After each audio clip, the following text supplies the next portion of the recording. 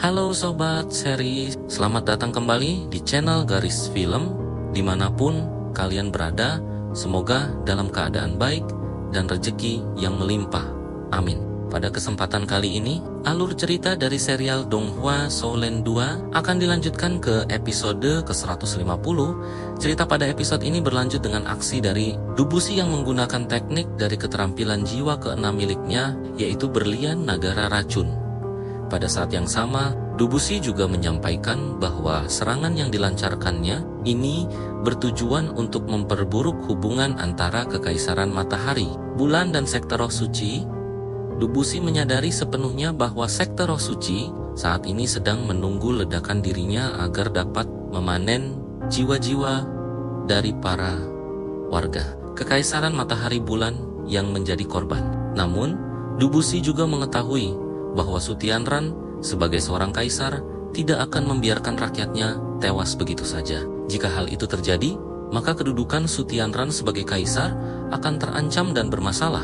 Pada saat yang sama, Sutianran dan seluruh Kekaisaran Matahari Bulan akan menyadari bahwa Sekte Roh Suci tidak dapat dipercaya sepenuhnya karena mereka tidak mau melindungi warga Kekaisaran. Buktinya, mereka hanya berdiam diri dan menonton dari kejauhan tanpa berbuat apapun.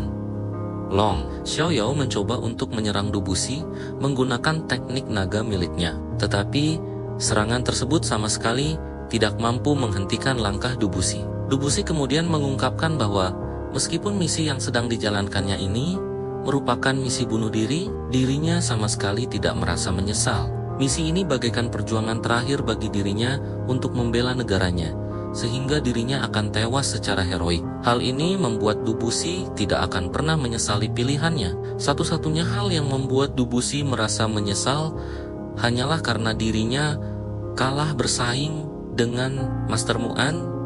Setelah menyampaikan semua itu, Dubushi berniat untuk melakukan peledakan terakhir dalam pertarungan tersebut. Sutianran yang melihat situasi itu segera menyadari bahwa dirinya tidak bisa membiarkan para warganya berada dalam kondisi terancam oleh ledakan dahsyat dari Dubushi. Karena itu, Sutianran segera mengaktifkan perlindungan tertinggi dari Kekaisaran Matahari Bulan. Seberkas cahaya keemasan yang besar keluar dari pusat kekaisaran dan bergerak menuju lokasi di mana Dubushi akan meledakkan diri.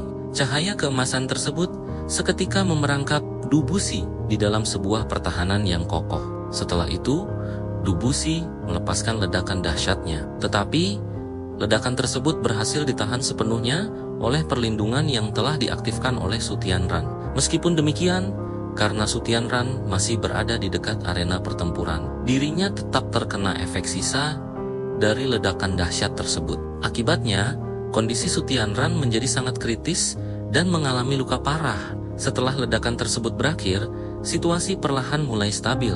Para warga Kekaisaran Matahari Bulan yang selamat dari ledakan itu seketika kebingungan dan tidak mengerti apa yang baru saja terjadi pada diri mereka. Mereka masih hidup dan selamat meskipun baru saja menghadapi ledakan dahsyat yang mengerikan. Pada saat itu juga, cahaya keemasan yang sama menyelamatkan para warga yang terjatuh dari ketinggian setelah kejadian tersebut. Juzi mengambil pedang milik Sutianran dan menjelaskan kepada seluruh warganya mengenai apa yang sebenarnya terjadi. Juzi menyampaikan bahwa mereka semua selamat dari peristiwa ledakan sebelumnya karena telah diselamatkan oleh Sutianran. Sutianran menggunakan tubuhnya sendiri sebagai perantara atau penopang perlindungan tertinggi dari Kekaisaran Matahari Bulan, yang mengakibatkan kaisar mereka sekarang mengalami luka parah akibat menghadapi ledakan tersebut. Juzi menganggap bahwa tindakan yang diambil oleh Sutianran ini merupakan sebuah tindakan heroik yang luar biasa. Melalui penjelasannya, Juzi ingin memberitahu seluruh rakyat bahwa mereka sangat beruntung memiliki seorang kaisar seperti Sutianran. Juzi juga menyatakan bahwa dirinya sebagai dewa perang akan meneruskan perjuangan dari Sutianran untuk terus melindungi Kekaisaran Matahari Bulan mereka. Pernyataan ini seketika membuat seluruh warga Kekaisaran Matahari Bulan bersorak dengan penuh semangat dan kegembiraan. Mereka semakin percaya kepada kepemimpinan Kekaisaran, terutama kepada Sutianran dan Juzi, karena menganggap Mereka berdua sebagai pemimpin yang sangat bertanggung jawab dan berani berkorban. Sementara itu, Sutianran yang berada dalam kondisi terluka parah sebelumnya kini tidak sadarkan diri.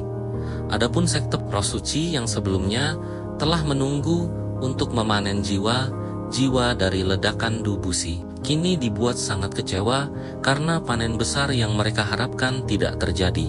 Wajah Yesiswi tampak penuh dengan kekecewaan yang mendalam.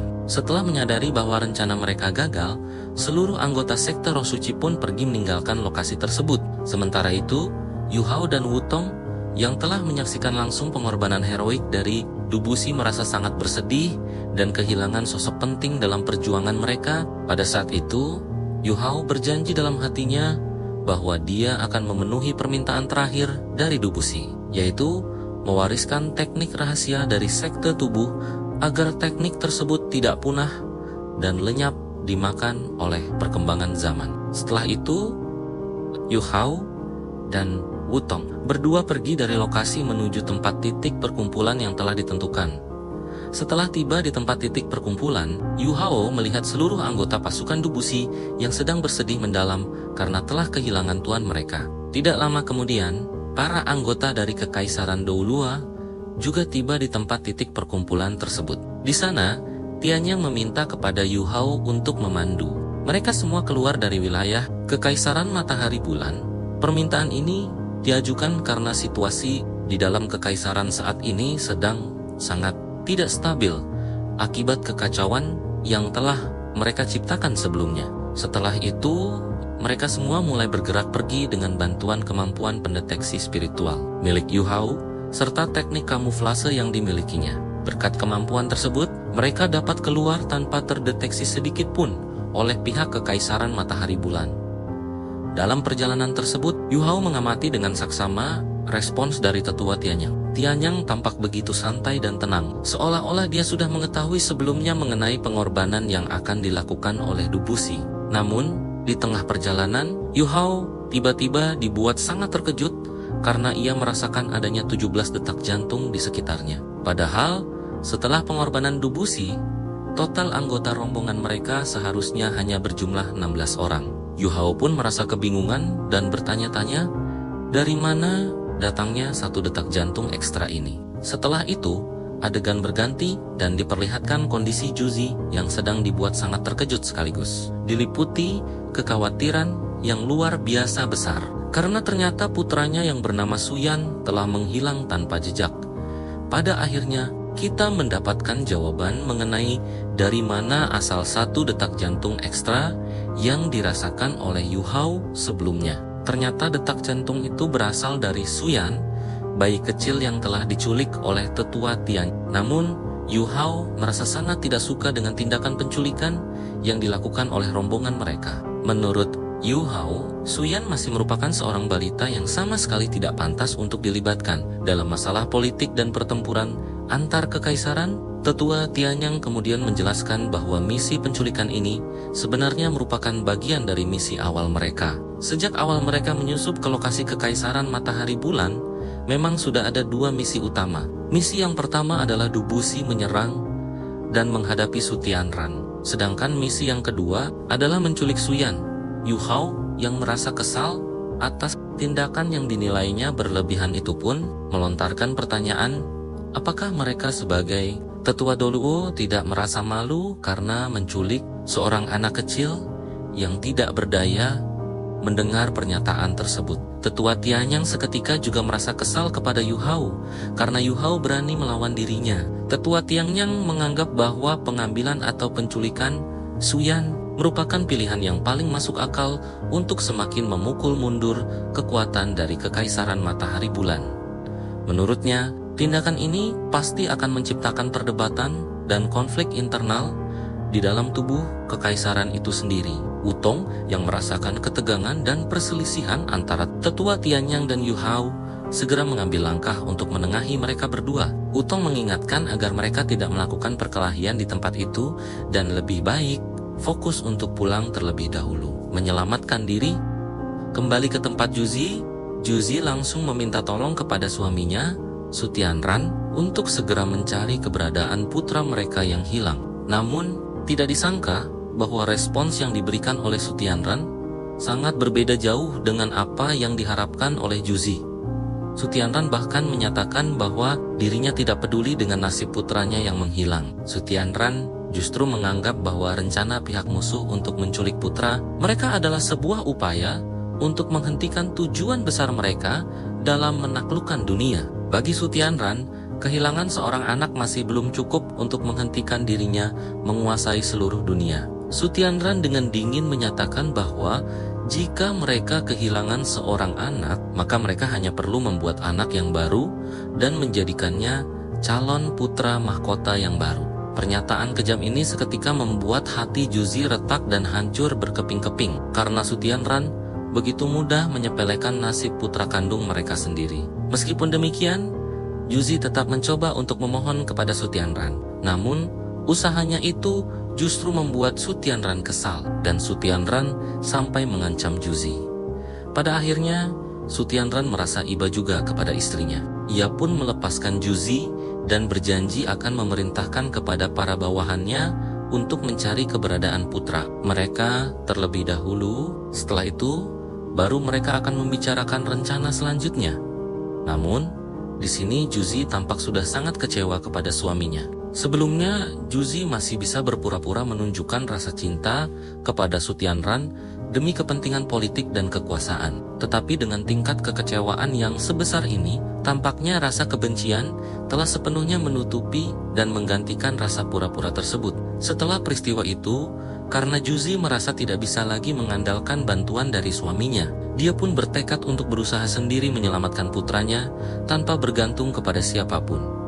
Setelahnya, Yu Hao dan seluruh rombongan lainnya akhirnya tiba di lokasi perkumpulan kekaisaran Salou, atau lebih tepatnya di Gunung Mindu di tempat tersebut. Mereka semua terlebih dahulu mengheningkan cipta sebagai bentuk penghormatan terakhir dan rasa duka cita atas pengorbanan heroik dari Dubusi. Setelah itu, mereka semua masuk ke dalam tenda untuk membicarakan rapat selanjutnya. Dalam pertemuan tersebut, Yu Hao langsung menyatakan rasa tidak sukanya secara terbuka kepada mereka yang telah melibatkan seorang bayi yang masih sangat kecil dalam misi penculikan ini. Apalagi mengingat Su Tianran masih hidup dan berkuasa. Penculikan bayi ini dinilai tidak akan memiliki peran besar dalam menciptakan masalah internal yang berarti di dalam kekaisaran matahari bulan.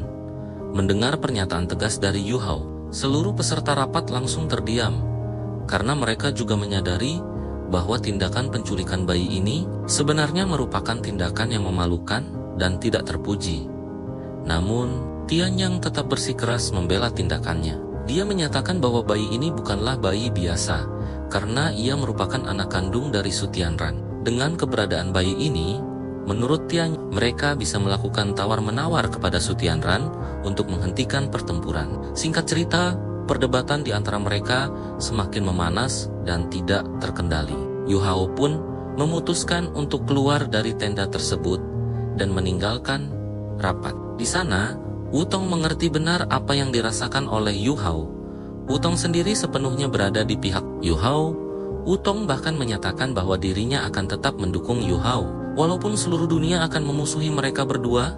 Singkat cerita, di lokasi tenda tempat Su Yan dijaga. Di sana, Su Yan dijaga oleh seorang perawat yang ditugaskan untuk merawatnya. Namun, setelah semua orang di sekitar tenda tersebut tertidur, Yu Hao dan Wutong secara diam-diam berhasil masuk ke dalam tenda dan mengambil bayi Su Yan. Yu Hao kemudian pergi meninggalkan tenda tersebut bersama bayi itu. Namun, baru beberapa langkah melangkah, mereka langsung disambut oleh Tetua Tianyang beserta seluruh rombongan lainnya. Tetua Tianyang bertanya kepada Yu Hao, mengapa Yu Hao berani melakukan tindakan sejauh ini hanya demi seorang bayi yang bagi mereka hanyalah alat tawar-menawar. Mereka juga memberikan tawaran kepada Yu Hao untuk segera menyerah dan mengembalikan bayi tersebut. Sebagai imbalannya, mereka akan berpura-pura bahwa masalah ini tidak pernah terjadi. Yu Hao hanya perlu menyerahkan bayi itu kembali, dan setelah itu Yu Hao diperbolehkan untuk kembali ke Akademi Shrek. Namun, Yu Hao sama sekali tidak takut dengan ancaman mereka. Yu Hao tetap teguh berada di atas pendiriannya, yaitu bahwa bayi ini tidak boleh dijadikan sebagai alat tukar-menawar dalam urusan politik dan peperangan. Yu Hao menyatakan bahwa jika mereka tidak setuju dengan pendiriannya, maka Yu Hao akan berani menghadapi mereka semua sendirian. Namun, sayangnya, di tengah keributan yang sudah semakin memanas tersebut, cerita dari serial Donghua Soulen 2 episode ke-150 harus berakhir dan akan bersambung pada episode berikutnya. Untuk mengetahui kelanjutan dari kisah ini, kita akan melanjutkannya lagi di minggu depan. Terima kasih kepada kalian semua yang sudah menonton video ini sampai akhir. Jika kalian menyukai video kali ini, kalian bisa memberikan like serta subscribe. Sampai jumpa di video selanjutnya.